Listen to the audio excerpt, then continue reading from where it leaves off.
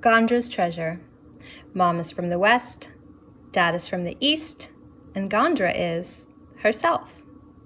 Written by Linda Sue Park and illustrated by Jennifer Black Reinhardt.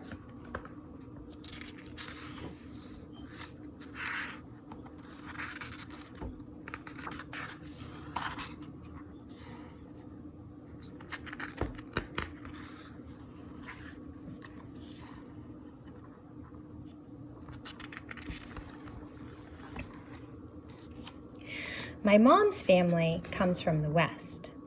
Dad's family is from the east. My name is Gondra, and I was born somewhere in the middle. In the west, dragons breathe fire, Mom said. Isn't that dangerous?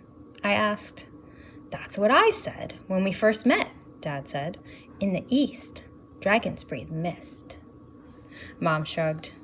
Compared to fire, it seems, pretty boring. Dad frowned. What did you say? Mom cleared her throat and spoke loudly. I said pretty. Mist is pretty. There's a picture of me when I was a baby. A teeny tiny flame is coming from one nostril and a wisp of mist from the other. You were adorable, Mom said. The most beautiful baby dragon ever, Dad agreed. Now I can breathe fire or mist whenever I want. Mist is great for hide and seek. But I'm not allowed to breathe fire unless Dad or Mom is with me.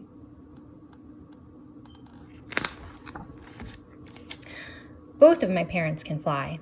Mom has wings and Dad uses magic. Whenever I ask Mom to go faster, she always says the same thing. This is fast enough, sweetie. You don't want my wings to get tired, do you? That's the problem with wings, Dad says. I have wings like Mom, but I can't fly yet because they're too small.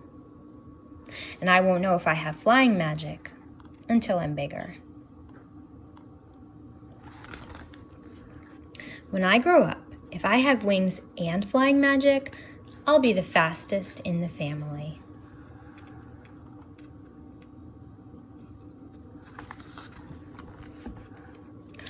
Dad's scales are mostly blue and green. He has a few red and gold ones too. My side of the family has bronze scales, Mom said. It's classier, not as garish. What does garish mean? I asked. Gaudy, flashy. Nothing wrong with a little flair, Dad said. I like flashy, I said. I like classy too. Bronze, eh? Dad said. Well, whatever color they are, they're gorgeous. Mom blushed. Why, thank you, dear. I'm mostly bronze, like Mom. But just the other day, I noticed that a few scales on my tail are starting to turn bluish green. Look at that, Dad exclaimed. Just like your dear old dad. He was so excited that he made huge clouds of mist. And it started raining in the living room.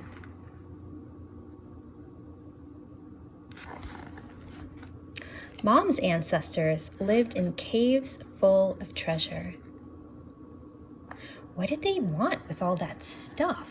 Dad asked. It was treasure, for heaven's sake, Mom said.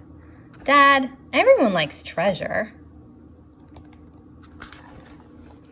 Some of Dad's family lived in lakes or in rivers. The rest lived in the clouds. Our treasure was a magic pearl that we could hold in one claw, Dad said. Just one treasure? I asked. What, were you too lazy to search for more? Mom teased. Why have more than you need? Dad said. Mom's family sometimes had to fight humans to protect their treasure. Dad's family used the magic pearl to control the weather. They provided rain when humans needed it, and when they were angry, they could send floods. I don't want to fight humans, I said, or drown them. I want them to like me. Where I come from, humans love dragons, Dad said proudly. They make boats in the shape of dragons. Sometimes they dress up as dragons and dance in parades. Mom sighed. I'm sorry to say that in the West, humans haven't always loved dragons, but they do love stories about us. Living in a cave with treasure sounds like fun. So does living in the clouds and making it rain with a magic pearl. Mom, Dad, how come we don't live in a cave anymore? Or in the clouds? Times change, Mom said. Things aren't the same as they used to be. Besides, don't you like our house? Dad asked. Of course I do, but what happened to the magic pearl and all the treasure? Again, Mom rolled her eyes. You've asked us that 1,000,000 times. We've told you before, remember? Dad said. Oh, that's right. We don't need them anymore because I'm your treasure. The best treasure ever, Dad said. Mom smiled. Why have more than you need? Author's note. The story of Gondra's family shows some of the differences between Eastern and Western dragons. There are surprising similarities as well. Both are huge creatures with reptilian or snake-like bodies, magical powers, and a complex relationship with humans. How did people on opposite sides of the world come up with imaginary beings that share so many characteristics?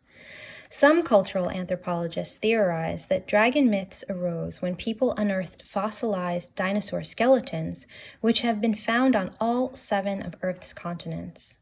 I can easily imagine how the discovery of such gigantic bones would have given rise to fantastic stories. The earliest known depiction of a dragon was found in China and is thought to be about 7,000 years old. Most, if not all, Asian dragons are probably derived from the Chinese dragon, long in Mandarin. Perhaps not surprisingly, China has some of the richest dinosaur fossil beds in the world. In the Western or European traditions, dragons or dragon-like creatures are portrayed on Greek artifacts dating from 500 BC. Earlier still, approximately 800 BC, are reliefs of the Sumerian Kur, a fire-breathing serpentine creature. The Babylonian Tiamat from around the same time was, according to some scholars, a sea goddess who occasionally took the form of a dragon.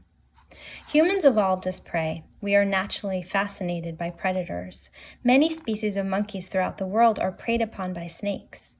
If, as most scientists believe, we evolved from earlier primates, could a healthy respect for snakes be coded in our genes? And could this sense of awe be part of the reason why our ancestors told stories about magical snake-like creatures? We might never discover the definitive answer to those questions, but I love the thought that no matter where we live or come from, we share similar fascinations, fears, and fantasies.